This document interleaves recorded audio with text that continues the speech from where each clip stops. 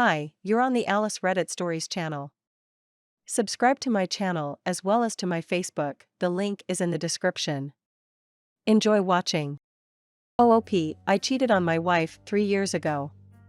She agreed to forgive me if we opened the marriage, but now I live in agony every day. Original, October 29, 22. I cheated on my wife 3 years ago. She agreed to forgive me if we opened the marriage, but now I live in agony every day. So basically my wife, 39, found out that I, 41, have been hooking up with a woman I met online who lived 2h away. When the woman visited, we checked into a hotel. This went on for 3 months, and we had met a handful of times when my wife caught us. She was waiting in the hotel lobby and saw us coming down from the room. She left me the next day. We separated for 8 months and they were terrible on all of us, especially the children, M9, F7 and F3. We started talking about getting back together. My wife thought that since our sex life wasn't enough for me, and that she was sure I will cheat on her again, we might as well open the marriage. I told her no, because I've learned my mistake, but she wouldn't waver. I relented. We decided, she did, not to tell each other the when, where, and with whom. Now, over 2 years later, we are back to normal on the outside. On the inside, I'm dying a little each day. Every time I see her happy, I wonder if this is just her old bubbly self or if she was thinking of someone. She is a very beautiful woman and I'm sure she has no problems finding men who want her. Whenever she takes a shower after coming home, whenever she rejects my advances, I think that she has been with someone and that kills me. I have tried to discuss closing the marriage again, but she shuts these attempts very quickly with the divorce card. Before all this happened, we had amazing sex several times a week, but now, we have probably done it 4 to 5 times these past 3 years. She demands I use protection and she refuses to let me eat her or make her come in any way. I stopped asking because the sex is painfully bad now. I haven't slept with anybody else because the look on my wife's face in that lobby still makes me sick with guilt. I don't know how much more I can take. I love my wife and I want to spend the rest of my life with her. Will she ever stop punishing me? Have you ever forgiven a cheating spouse and stopped punishing them? What's going on in her head? Update, October 31st, 22. Update, I cheated on my wife 3 years ago. She agreed to forgive me if we opened the marriage, but now I live in agony every day. Thank you everybody for the reality check. The general consensus that I gathered from the comments, I never thought there will be so many, I'm still reading them, is that you believe that my wife doesn't love me anymore. It's probably the truth. She is staying with me for the children and I fully understand her. I love my children too and I want to be in their lives all the time, every day. We have worked so hard for the beautiful life we have and we did it all primarily for the sake of our children. I will not ruin that now, for selfish reasons. I have decided to stop hoping/wanting/demanding love and forgiveness from her. Instead, I will accept that I will always live with this guilt. That's only fair. I will enjoy the other aspects of our marriage. Like raising our beautiful children with an amazing person like her and watch them grow up to be the good human beings they are. I will always love my wife and I will always regret what I have done, but I need to move on too. I'm going to seek help for my mental health and probably start seeing other people too when or if I'm ready. There is no more sex in my relationship, M25/W24. Hello everyone. I have been in a relationship for 5 years now. We, M25/W24, met during college and first started over a distance, but eventually moved to the same city. We do not yet live together for reasons unrelated to this subject. In the beginning of us dating we met over the weekends, and everything worked out great. We cooked, watched movies, had an overall great time and there was some adult time too. Though she never really initiated anything, it all worked out. She has apparently always had some self-love issues and had a hard time accepting herself and her body. After the first few months I sort of hit a low with a by now diagnosed depression. I somehow worked out that I might be addicted to porn back then, which I told her. She did not take that very well and started looking for the faults in herself. So not only was I struggling with myself and my perception of sexuality, I also had a GF that turned my problem into her problem. Things cooled down after that. I wasn't really able to get it up, and since she didn't initiate, we just stopped having sex altogether. I went along for some time, after which I tried again to rekindle the spark. I bought toys and tried talking to her and try out stuff. Though we did eventually try some of that stuff, she again did never initiate. I then went to my extended family abroad and tried to work out myself. I talked to other women over there, who wondered about her not really being into sex. I just felt bad. One night I eventually short-fused and cheated on her with another woman, all while being abroad. I felt awful afterwards and didn't really enjoy the process. I did still do it. I confessed to her, and while she also had a hard time, she forgave me. Fast forward to now. I finally went to therapy and worked out my problems. Turns out, I am a troubled little fella, but I can work it out. One thing my therapist and me worked out though, is that I am lacking sexual confirmation like mad. Don't forget to support my channel by subscribing, thank you. That is, probably, why I turned to porn and why I cheated on my girl back then. There's a little more to that problem, but I won't unravel all that here. I took SSRIs for a year, which turned my drive and penis off and non-functional. I did stop taking those mostly because of that, as I wanted to feel like a man again. I was excited to reintroduce sex to my relationship, but I turned to a brick wall. The GF not only did not initiate sex now, she also did not react to any of my advances. She doesn't get wet anymore. I can't think of any way to actually arouse her apart from just going for it. I do not like the latter, though. I don't want to force myself on anyone. Also, I need that confirmation, else I am going to lose it eventually. Can't blame her for that, I just isn't really helping my recovery in any way. Since I stopped taking my meds in January, we had sex a solid 2 times. That is 1 full run and 2 half-assed runs, with no real thing going on. Just take that as it is, please. I not only don't feel like she doesn't want me, I stopped believing in women enjoying sex altogether, and it's driving me mad. I did address this to her several times by now.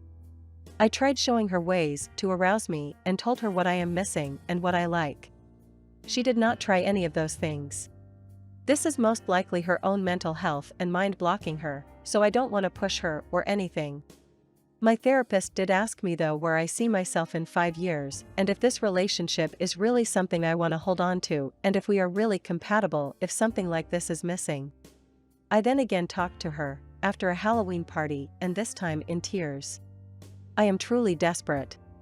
I asked her to seek out a therapist, maybe not for a whole therapy, but only for a coaching of sorts, something mentioned by my therapist. She didn't really say anything, but just looked away awkwardly. She came over for the weekend and I again addressed this. Again, no reaction. So to the purpose of this wall of text, how do I address this? What could I try to make her feel more comfortable? I honestly don't want to end things over this, but I also don't want to grow more and more miserable over not getting any bodily attention. TLDR, longtime GF always has been sexually passive, but eventually stopped reacting to advances altogether. We had sex 1 time this year and 2 sad attempts at it. I talked to her about how I also need confirmation and want her and us to do well, but we might not be compatible after all. How can I address this with her? Good friend, 33M, of 11 years, goes no contact after I, 30F, told him and his girlfriend, 36F, that her inappropriate sexual comments and behavior at a party made me uncomfortable. What do I do now? New. Hey everyone. New to the community and looking for some friendship advice. TIA. Backstory, I, 30F, have been good friends with my buddy Eric, 33M, for 11 years. When I started dating my partner, 30F, 5 years ago, they also got very close. Ever since, the 3 of us have been good pals, and we have a larger friend group we spend most of our time with. 2 years ago, when Eric started dating his girlfriend, Amy, 36F, we all stopped seeing much of him. That's okay, it happens.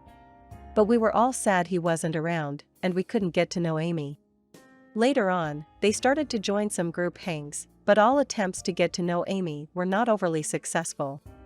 In my opinion, our group is warm and welcoming. Everyone is really open, kind, and easy to talk to. We've integrated everyone's partners over the past few years, and they've become just as close with all of us. But I also understand how daunting it can be to join a group of established friends, so I always make an effort to sit with Amy, ask her about her life, and make sure she feels welcome. She offers little information and rarely asks questions to keep the conversation going. Which happens, maybe we just aren't a good conversational match, or she doesn't like my vibe, that's okay. The event, recently, at a wedding, Amy got drunk and made people extremely uncomfortable with inappropriate sexual comments and behavior. Don't forget to support my channel by subscribing, thank you. She made many weird and offhanded comments about Eric's penis to a bunch of our friends, randomly showed her boobs to multiple people, and abrasively tried to show me her vagina multiple times. When I kept saying no, she responded with, "Are you sure? We can go into a room inside and I'll show you really quickly." I was so uncomfortable, but I didn't know what to do other than laugh and walk away. All of my friends have been feeling really weird about her behavior, and we've all started to develop negative feelings towards her. Apparently, this is also not the first time she has acted like this with our friends. I started to consider if this was a dude wiping out his penis and forcing it upon people. That's when I realized the seriousness and why I was so uncomfortable. Our group really didn't want this to become an issue, or a reason to not invite her places, or cause any fallouts. So, my partner and I decided we would bring it up to Eric and Amy in person, tell her it made us uncomfortable, give her a chance to speak to it and make sure it doesn't happen again, and hopefully move on. But it didn't go that way. The four of us, Eric, Amy, myself, and my partner, made plans to hang out this week. We asked if they felt they had the capacity to have a tough conversation, they agreed. We were cautious in choosing our words to make sure Amy didn't feel attacked or shamed. We were also careful to make sure we only spoke for ourselves and did not include anything our friends had said. We told her that we completely understood if she felt blindsided or overwhelmed, and we would respect if she wanted to table the discussion to talk about it later. She didn't say much and looked upset, which I totally understand. Eric tried to make a few excuses for her, but he also was understanding of our feelings. When we left, we told them that we are open to talk about it anytime or we can just leave it, but Eric assured us we would talk about it again when they felt ready. We thought it went okay. Not awesome, but okay. The dilemma, I don't think they felt the same way. The next day Eric asked my partner and I not to attend a party they were hosting later in the week, which we completely understood, but then he also left our group chat entirely. Weird. Then I realized he blocked my partner and I on social media as well, and so did Amy. We are respecting their space and not trying to contact them, but we are also confused. They are sending the message that not only is this conversation over, but so is our friendship. I'm just not sure where to go from here. I'm hurt and confused, but I'm also trying to be understanding of their feelings. Maybe this is just them taking space? Do I reach out to Eric? Do I leave it? Do I accept this friendship is over? TLDR, my good friend of 11 years went no contact after I told him and his girlfriend that her inappropriate sexual comments and behavior at a party made me uncomfortable. Do I let go of the friendship? Or do I try to fight for it? Update: thank you to everyone who has taken the time to write thoughtful, kind, and compassionate responses. I did not take the decision to have this conversation lightly and knew it could lead to the end of the friendship. However, not having the conversation would have ultimately ended the friendship as well. After much reflection and reading the many considerate posts, I have come to recognize that these are not people that I want in my life moving forward. Thank you for helping me have this realization. In terms of the friend group, as many of you suggested, I did update them. I kept it to the facts and did it in person to avoid miscommunication. They are all just as upset with the way Eric and Amy handled this and support my partner, and I 100%. As it turns out, the rest of the group was also uninvited from the party, with no explanation, so it seems Eric has made the choice to distance himself further from the group. Everyone is not surprised by this and saw this coming anyways. Lastly, to the people that reminded me I did the right thing by standing up for myself and calling out problematic behavior. From the bottom of my heart, thank you. Y'all, sexual harassment is sexual harassment. Never feel bad about calling that shit out. Edited to add update November 8, 22. OOP is losing his fiancée because he did something against her wish. Original, September 17, 2022. Trigger, mention of suicide. I, M32, proposed to my fiancé, F39, 2 months ago, and she said yes. I love her with all my heart. She's very sweet and intelligent and drop-dead hot. Only problem that we were facing was that I haven't met her family because she has not had any contact with them for 20 years, and for my family that's a red flag. Mum suggested to me that since we are engaged now, they're my family too, so we contacted them. Her mum was so sweet and she started crying the moment I introduced myself. Her father is also very kind. They talked to me about her childhood, how wonderful and kind she always been, and it made a lot of sense what she turned up to be. I thanked them for raising such a beautiful human. I kept in touch with them and I soon met all her siblings. She has 3, then I introduced them to my family and I was happy they got along. Mum suggested then that the next step is to invite my future in-laws to my parents' house and take my fiancé there so she could finally work on the dispute that she had with them. She never told me, and when we asked her parents, they didn't know either. When she got there she screamed, "What are they doing here?" and ran out. I have never heard her raise her voice like this before. I ran after her, but she just drove off. I went back and apologized. Her mum was crying her eyes out, and so were her sisters. Her dad and brother looked cut up. When I went home she was crying and packing. She told me that she needed to move out and that she was staying with her friends. I also started crying and asked her to tell me what happened. When she was 18, her brother, 19 at the time, aped her best friend's little sister, then 17. He apparently had feelings for this girl for years, but she never was interested, so one New Year party, he waited until she was very drunk and aped her. He later boasted about how he finally had her and now can move on. He got away with it even when everybody knew he did, but there was no evidence. My fiancé tried everything to help convict him because she was the one who overheard him boasting to his friends and discuss what he did to that girl. My finances family did everything to protect him. A year later the girl committed suicide. That broke my fiancé, who still suffers from severe depression. She said the indifference in her family's reaction when they found out about the girl's fate still makes her blood freeze in her veins. She knew she could never forgive them. The way she was talking, like this happened yesterday. I felt sick and I wished I didn't have to ask. I have seen her brother and how proud her parents are of their only boy who's successful and a father of 2. I apologized and begged her to stay. Told her that had she told me all this before, I would never have brought them back to her life. She said that I should have trusted her judgment since I always boasted about how kind and just she was. She called me later and told me that she couldn't do this anymore. Today she left the ring while I was at work and talked the last of her stuff. I feel like my world has turned upside down. Tell me what I should do to make her forgive me. She's so angry with me and my family, and I totally understand her. Don't forget to support my channel by subscribing, thank you. Mom says that my fiancé is being overdramatic now, and all this has happened so long ago, and we should all move on since her family still loved and wanted her back. I don't know what to do. Update. God morning. What a rough night I had after trying to read all your comments, DMs, and messages. Filled with nightmares. I have called my fiancé before breakfast.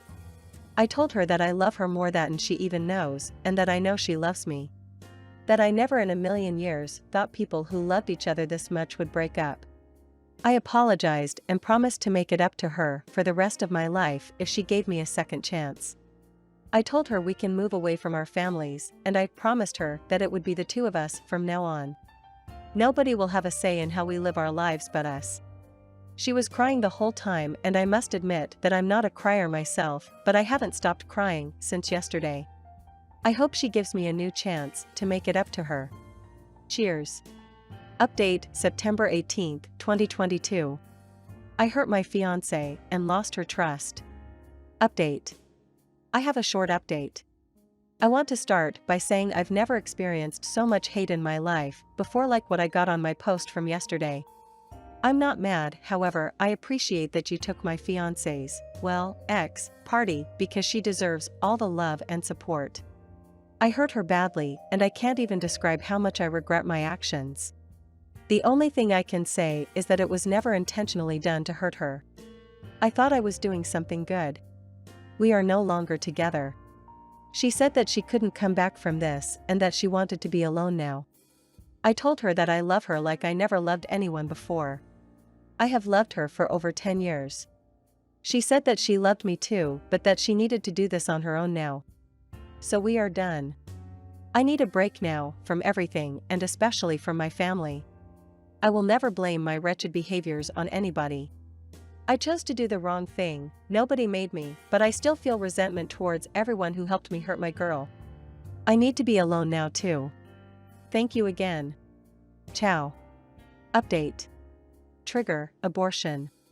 I mentioned earlier that my fiancé has been home on sick leave. Her best friend called me now and we talked. My fiancé is pregnant and she's terminating it. She doesn't want me with her when she goes through with it. I am shattered now, and I don't know if I ever can collect the pieces. How life can turn upside down in a matter of weeks. I lost everything and I only have myself to blame. This is the last update. Update number 2, September 21st, 2022. My fiancé agreed to couples therapy but without the promise of forgiving me or taking me back. I feel like I got a new shot at life. I was hesitant to make this update because you hate me so, and also I'm worried that your strong feelings of hatred will be misdirected to my fiancé. But I chose to write here the first time and I want to see it through, and hopefully, people can learn from my mistakes, plus I'm anonymous, so yeah. I want to thank the people who reached out in my DMs, who didn't dare to comment out of fear of being downvoted all the way down to hell. Thank you, your support helped me not lose my mind completely. This update is for you first and foremost, because I literally can't answer all of you. My fiancé called me today after her appointment at her shrink. She asked me if I wanted to have lunch with her. She looked so sad and it broke my heart. This was the first time I saw her after she moved out. I just wanted to hug her and break down crying, ask her forgiveness, but I didn't want to make it about me, so I just kissed her cheek. She didn't talk for at least 30 minutes, just looked out of the window. I waited.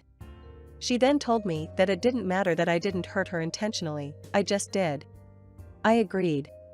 She started talking about her appointment with her gyno. She's 6 weeks. We have been trying for a year, we never made a big fuss, we just thought that if it happened, but I know that she wanted a baby, and that's why her friend told me, because she was terrified that my fiancé is going to regret it. I told my fiancé that it was absolutely 100% her choice whether she wanted to keep it or not. But that she should never do either from a place of hurt/or anger. She should do it because it feels right for her. She then told me that she is going to think little bit more. She also told me that she was ready to talk to me about her life with her family, but never any details. And only in therapy sessions. She also said that she was ready to listen to me and what made me do this stupid thing to her. But also only in therapy. She also told me that she doesn't want to move back with me and that she wanted to postpone the wedding. She refused to take the ring back and said she will ask for it when/if she thought we had a chance. She said that if we separate, she wants to know she's done everything. I told her I love her more than anything, and she said she believed me and that she did too. We are starting therapy on Tuesday and will hopefully continue every week. I've spoken to her friend now, and she said that my fiancé looks like she's feeling a bit better after our lunch and that she even made a joke. So I'm hopeful. Have a lovely Friday. Update number 3, September 27th, 2022. Nobody asked, but here's one final update, and then I'll leave you be. Boy, I suck in this banana game here. Look before you start the attack on me. Also leave my baby alone, we are keeping them. I just want you to know that I love my girl. I have loved her for years, even before we got together, and when she finally agreed to go out with me, I started looking for rings. I have never done anything to hurt her before. She knows this, and I appreciate that she took it into consideration before throwing me out of her life. What I did was unforgivable, but sometimes good things can come from a bad situation. In our case, she will never have to carry that burden alone. I can finally share her secret and support her. After her initial feelings of anger and betrayal have calmed down, I can see that she's tortured, and while she has been in therapy for years, she still has a long way left until or if she comes to terms with what happened. I'm just glad that I can continue this journey with her. So we had our first session with a therapist. It was emotionally draining. I hated seeing her so hurt, but I realized how important it was. I always view her as this beautiful, stubborn, strong creature, and maybe I have handled her accordingly. She is tough, so I can be tough. You get me? Beside therapy, she has asked for space, and I would have obliged had she not called me every night to talk for hours. How cute is that? Last night, I asked her to move back, and she didn't hang up. She didn't answer me first, and we continued talking about other things. Before saying goodnight, she told me that she wanted to come home. We will continue therapy, but she is moving back tomorrow, and that's why I'm making this update now. When she's home, I don't want to be busy answering comments. Since we both have no relationship with our families, we are contemplating an elopement around Christmas. A wedding seems too excessive and waste of money, planned for August next year. Instead, we could do something small and romantic for our friends and maybe donate the rest of the budget. This idea excited her very much, and she already started planning and dreaming while I listened. I just fucking love this woman. Thank you for watching. Subscribe to my channel. There are many interesting articles ahead.